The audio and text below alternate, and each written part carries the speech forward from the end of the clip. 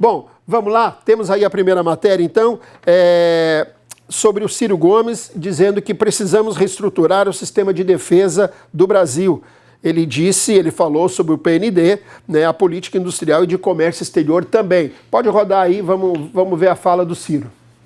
Um projeto nacional, ele precisa ter uma perna na defesa, que é um assunto que ninguém conversa, porque o Brasil precisa reestruturar seu sistema de defesa para poder ter capacidade de dizer não.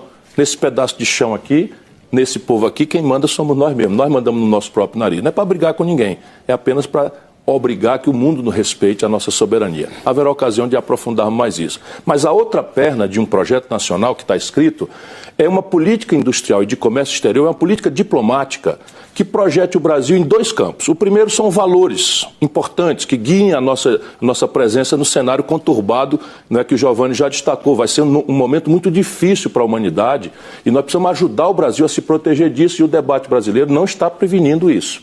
Então veja, não intervenção em assuntos domésticos, autodeterminação dos povos, solução pacífica dos conflitos, é a guia, não é? Mas, de outro lado, o que eu quero introduzir no Brasil é uma política agressiva de relações exteriores, em que o Brasil vai buscar um regime de preferências comerciais industriais, vai buscar um regime de financiamento rebelde às interdições de FMI, Banco Mundial, e vai buscar um regime de transferências tecnológicas sensíveis, para a gente estabelecer uma velocidade maior na superação do atraso e da estagnação, da paralisia econômica que nós estamos vivenciando. Tá aí, a fala do Ciro Gomes.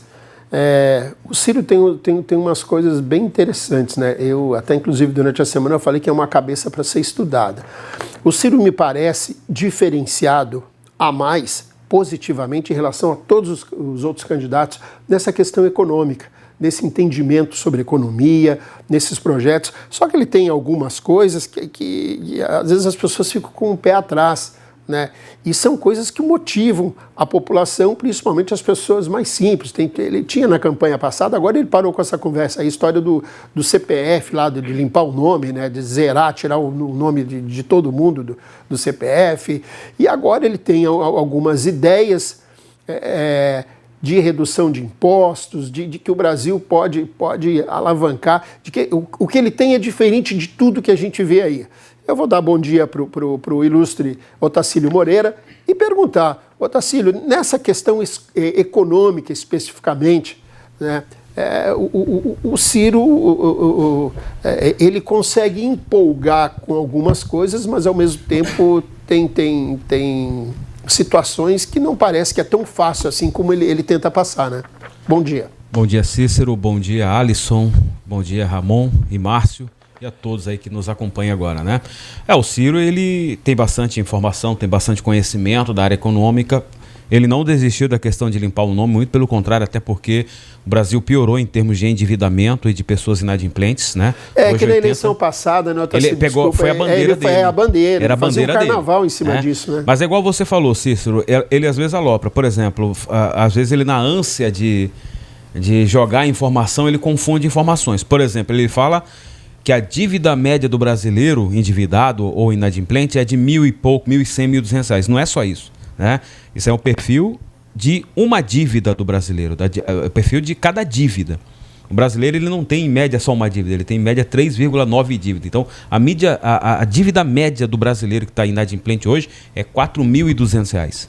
Então, até porque... Então ele fala, olha, é só pegar R$1.000 e poucos e você... dá empréstimo para esse pessoal, tal, da educação financeira, isso é fundamental. Só que o problema é que a dívida média do brasileiro não é só R$1.100, R$1.200, é R$4.200, né? O nosso aqui de Rondônia está até pior, R$5.200. Mas assim, é necessário sim, eu concordo com ele, por exemplo, nós acabamos com o MIDIC, né, com o Ministério do Desenvolvimento, Indústria e Comércio Exterior, criamos um super ministério e nós avançamos pouco na questão da política industrial. É necessário realmente retomar a política industrial, né? O governo, o que ele tentou fazer, o atual governo? Ele tentou mais espaço para produzir mais agricultura, mais produto primário para exportar, que são produtos de baixo valor agregado, né? Eu estive agora participando de um evento aí de uma grande empresa aqui, onde nós estávamos falando justamente sobre isso, né? Olha só, né? O que adianta a gente vender produto primário? Quando a gente olha, você imagina, né? Starbucks, uma grande empresa internacional que tem um faturamento anual de 25 bilhões de dólares. É praticamente toda a cadeia produtiva do nosso café no Brasil. Por quê? Porque eles sabem agregar valor. E o Brasil, apesar de ter um café excelente, não aprendemos ainda a ter uma marca própria de um café de peso internacional. Então, nós temos que parar, ou seja, o agronegócio é importante, exportar produto, ter uma balança comercial superavitária é importante, mas é necessário que o Estado ser indutor do processo de industrialização. E quando nós extinguimos, né, lá atrás o MIDIC, lamentavelmente, nós perdemos aí, e também o Ministério do Planejamento, né, nós perdemos aí grandes oportunidades de planejar o país, de criar programas, de realmente fazer com que o Estado seja indutor, né? No governo, no final do governo FHC, o IPEA fez todo um trabalho de potencialidades econômicas em todo o Brasil, principalmente em regiões pobres, né? Veio posteriormente o presidente Lula com o Ciro Gomes no Ministério da Integração, aproveitou esse trabalho e criou, por exemplo, o Plano Nacional de Desenvolvimento Regional, que hoje não temos mais, que pegou e despertou. Por exemplo, se hoje nós temos piscicultura ali na região de Ariquemes, foi por causa desse estudo e da atuação do Ministério da Integração Nacional, capitaneada pelo Ciro Gomes. Se hoje nós temos várias cadeias organizadas em vários lugares do estado de Rondônia e do país, se deve a esse trabalho que o IPEA fez. Ou seja, o IPEA hoje não faz esse tipo de estudo, não sinaliza onde tem novas capacidades, onde nós podemos avançar na nossa cadeia, né? Por exemplo, aqui em Rondônia, há anos nós temos a região de Cacoal ali que clama, olha, os empresários querem montar um polo coreiro calçadista e não tem apoio nenhum do governo do estado. A mesma coisa em vários lugares do Brasil. Parece que o nosso foco ficou na produção primária, né? Vamos produzir algodão para vender para a China para depois comprar os tecidos chineses com valor agregado, gerando emprego lá. Eu falei agora da questão coreiro calçadista. Você imagina, né? Rondônia fica com o trabalho todo sujo. Hoje nós estamos beneficiando por ano mais de 3 milhões de peças de couro, jogando cromo, sal, um bocado de produtos ali nocivo, que depois é jogado no ambiente natural, aí gerando um problema muito grave. E aí manda o couro para fora, depois nós compramos o sapato, né? Então, ou seja, isso não é vantajoso para nós. Nós temos que ter nossas indústrias, né? Assim eu falo também em termos de Brasil. Nós temos que criar nossa política industrial, com o Estado sendo indutor, né? Senão, lamentavelmente, também estava falando com o pessoal agorinha lá, né? Temos que investir em pesquisa, que caiu bastante. O investimento na área de ciência e tecnologia no Brasil está um desastre. É terrível. A própria Embrapa, né? A própria Embrapa que tá passando por dificuldade. Você imagina, Rondônia, hoje Rondônia, com menos da metade da faixa de terra de café, produz mais do que em 2012. Você imagina, Rondônia tinha 152 mil hectares de produção de café. Hoje tem 66 e produz 200 mil toneladas. Lá atrás nós produzimos 70 e pouca. Ou seja, mais do que duplicamos nossa capacidade de produção de café com menos faixa de terra, né? Mas a Embrapa está passando por dificuldade porque caiu dinheiro para ciência e tecnologia. Hoje, a China está comprando a nossa castanha, pessoal, inteira. Ela não quer só o produto, não. Por quê? Porque ela sabe que aquela casquinha da castanha, película, tem uma funcionalidade. Está fazendo pesquisa com ela. Daqui uns dias vão pesquisar a nossa e tudo isso envolve pesquisa de política industrial. Então o Brasil precisa recuperar isso aí, né? Eu sempre fui a favor, por exemplo, de nós termos um Ministério da Indústria, do Comércio Exterior de volta, do Desenvolvimento, né? Porque ficou um ministério muito grande ali para o Paulo Guedes e acaba ele não cumprindo toda essa funcionalidade. O Brasil precisa retomar realmente não só essa política industrial, como também de comércio exterior, apesar de estarmos aí muito bem na nossa balança comercial. Mas a questão da política industrial é fundamental. Muito bem. Márcio Gabriel, bom dia. Aproveitando o embalo do nosso primeiro economista que falou, eu pergunto para você sobre essas falas do Ciro. Você também vai ao encontro aí das palavras do Otacílio, de que o Ciro se empolga, vem até às vezes com ideias interessantes, mas acaba se perdendo no meio do caminho? Bom dia, Cícero. Bom dia, demais colegas aqui da banca, desse bate-papo de sábado gostoso e divertido até, dessas opiniões. Telespectadores também. É o seguinte, o Ciro, ele é uma mente privilegiada, ele consegue fazer um discurso sem olhar, né, nenhum papel, sem ler, 3 horas falando sem parar. Ele realmente é uma mente diferenciada, tem uma capacidade grande de falar. O problema é que o Ciro nos assusta porque as ideias dele não estão contempladas num plano, né, num projeto de país. Então, no falar dele, eu concordo com o Otacílio, ele tem algumas nuances muito interessantes, porque o país precisa ter um destino na questão industrial, né? Não podemos continuar, de fato, na indústria de commodities de baixo valor agregado. Nós precisamos de investimento e o Estado brasileiro tem uma baixa capacidade de investimento.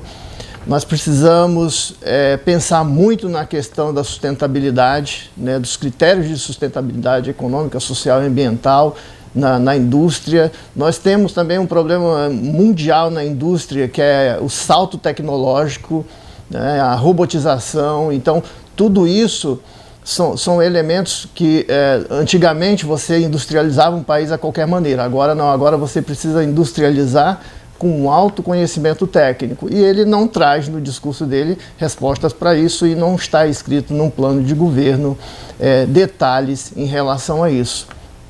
O Ciro, então, tem essa questão. A gente precisa, tem um problema sério no ano que vem, que é a questão de estudar como é que o país vai manter tantos programas sociais, vai manter toda uma estrutura de demandas sociais, né, de reduzir a pobreza e, ao mesmo tempo, reduzir carga tributária. Esses, sim, são temas que precisam vir à tona e ele precisaria ter aí um projeto e uma ideia melhor em relação a isso para atrair o voto do eleitor.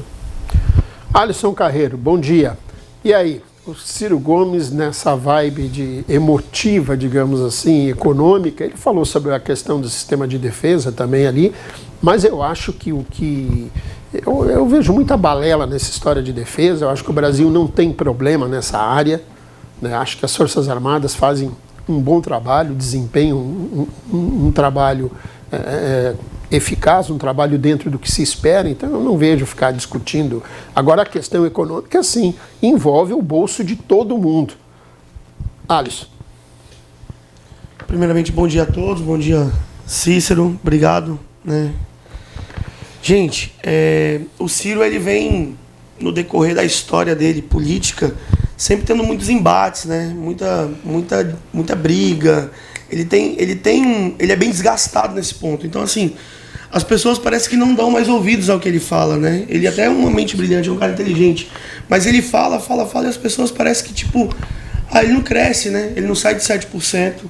E ele continua com 7%, já tem 3 eleições. Então, assim, eu não sei mais o que fazer. Eu acho que até o Ciro podia aposentar as chuteiras, né? E vir uma geração nova. Nós precisamos mesmo de pessoas que pensem o futuro do país, o futuro econômico, trabalhar as reformas, trabalhar a questão da reforma tributária. Quando a gente fala em diminuir imposto, diminuir imposto e também dar também efetividade também naqueles produtos que não são, né, que as pessoas trazem no contrabando. Hoje o Brasil é líder em contrabando e aí tem muita evasão de recursos aí, que poderia ter uma cobrança de imposto efetiva, um valor fixo, e as pessoas poderem importar os seus produtos e vender os seus produtos dentro do Brasil de uma forma que não perca esse dinheiro, né, que vai pelo ralo, né? Então, assim, a gente vê a cobrança de imposto no país, ela é exorbitante, né? Ela é de todas as formas. O empresário hoje, ele tem um peso nas costas dele muito grande. E assim, eu vejo o Ciro falar de defesa, gente. Também concordo com o Ciro, com Cícero. Cícero e Ciro, ó, parece, né? Concordo com o Cícero, a gente está muito bem nas defesas do país. O Bolsonaro, inclusive, ele é militar e ele é um cara que contemplou muito também nesse período de 4 anos, né, o Ministério da Defesa. Agora, o que a gente não pode, o que a gente precisa fazer também é tirar essa ideia de que, vou acabar com o Ministério, tá? Acaba com o ministro. mas os cargos continuam do mesmo tamanho, a mesma quantidade de pessoas. Então o ministro ele acaba com uma pessoa que poderia cuidar de uma área e aí acaba que continua com a mesma quantidade de cargos, Cícero. Então assim, tudo é balela, né? Eles falam, vamos acabar com os ministérios, e aí acaba com um ministro e continua com a mesma quantidade de cargos e ainda colocando todo mundo para trabalhar, sobrecarregando o ministro, porque junta várias áreas e sobrecarrega a pessoa não consegue fazer nada direito. Fica igual o pato, né? O pato ele não anda direito, ele não caga direito, ele não voa direito. Ele faz de tudo um pouquinho. E aí é o que acontece com o país. Hoje eu vejo que o Brasil a gente está igual um pato. Não faz nada direito, faz tudo de um pouquinho, mas não faz nada direito. Precisamos sim investir na produção, na industrialização do país. O Brasil vem perdendo industrialização nos últimos anos aí. Lá atrás, em 2010, a gente tinha mais ou menos o PIB era 27%, né? A produção, né, industrial do país. Hoje nós já perdemos mais de 21%, então a gente está perdendo. Cada ano que passa, a gente está perdendo essa capacidade de produzir no Brasil, de industrializar produtos primários, e a gente precisa sim focar nessa área, porque isso vai gerar emprego, vai gerar renda, vai gerar desenvolvimento. E o Brasil, com uma área de terra tão grande, com tantos estados precisando de indústrias, a gente precisa explorar mais isso. E precisa ter um ministério focado nisso. É isso que eu acredito. Muito bem. Ramon Cujuí, bom dia. Ramon, eu gostaria que você desse o seu comentário sobre essa questão econômica do Ciro, sobre essa questão da defesa do Brasil também, e ainda você opinar sobre uma questão que há muito tempo eu venho observando. O Ciro, ele seria um substituto natural, eu acho, do Lula, nessa questão popular, né? Se estivesse com o Lula desde o início, né, de apoio a Lula, me parece que ele seria um candidato natural para conseguir essa militância do PT, para conseguir essa militância de esquerda e ser um nome alternativo ao Lula, ou junto, ou ao lado de Lula. O Ciro poderia ser o vice do Lula hoje, em vez do Lula ter ido lá buscar o Alckmin, né, no antigo PSDB, que agora já não é mais, ele é PSB. Então, assim, eu não sei se é eu que sou doido de pensar isso, entendeu? De achar que seria o caminho mais natural para essa popularidade que o Ciro procura e precisa para chegar à presidência. Mas, enfim, Ramon, com você. Bom dia, Cícero. Bom dia, Márcio, Alisson. Bom dia, Otacílio. Bom dia a você, telespectador, que nos prestigia nesse sábado de manhã aqui no News 5.1, seja pelo canal aberto da Rema TV, seja pela internet aí de qualquer lugar do planeta. Né? Então, assim, vou começar pelo fim aí da pergunta, né? Se o Ciro, na verdade, em 2018, ele foi convidado a ser vice-presidente do presidente Lula, não aceitou, né, naquela estratégia usada de levar Lula até a beira da eleição na urna, e a gente sabia que o judiciário não ia permitir, na medida em que estava todo mundo acordado, como disse o Jucá, com o STF, com tudo, para impedir que Lula concorresse em 2018. Ciro foi chamado a ocupar o lugar que o Haddad ocupou, e antes de 20 dias da campanha, o Haddad ocupou lá e acabou indo para o segundo turno. O Ciro foi chamado a isso. O Ciro recusou porque o Ciro tem uma característica muito pessoal, o ego dele não comporta nessa sala. Né, porque ele não aceitaria jamais ser eleito presidente, as pessoas dizerem para ele assim, mas só foi eleito porque o Lula que apoiou, senão você não seria eleito. Né, ele disse que aquilo era uma farsa e que não participava de farsa, enfim, ele perdeu, na verdade, o cavalo que passou passou encilhado na frente dele, né, por causa das características pessoais. Agora, independente, eu sempre digo isso, que o Ciro economista, o Ciro professor de direito, porque ele também atua como professor de direito constitucional, é um sujeito que a gente deve parar para ouvir. Porque ele nos obriga até a nos preparar melhor para fazer o debate com ele. Para mim, ele é aquilo que eu disse, ele é diferenciado, né, Ramon? Sim, ele é uma. Eu acho que ele é uma personagem importante no debate público brasileiro.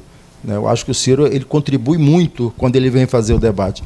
Esse Ciro economista, esse Ciro professor de direito. Agora, o Ciro político é uma outra personagem, né, que até a postura no trato diferencia desse Ciro analista, desse Ciro acadêmico, né? A personagem política é uma coisa destrambelhada.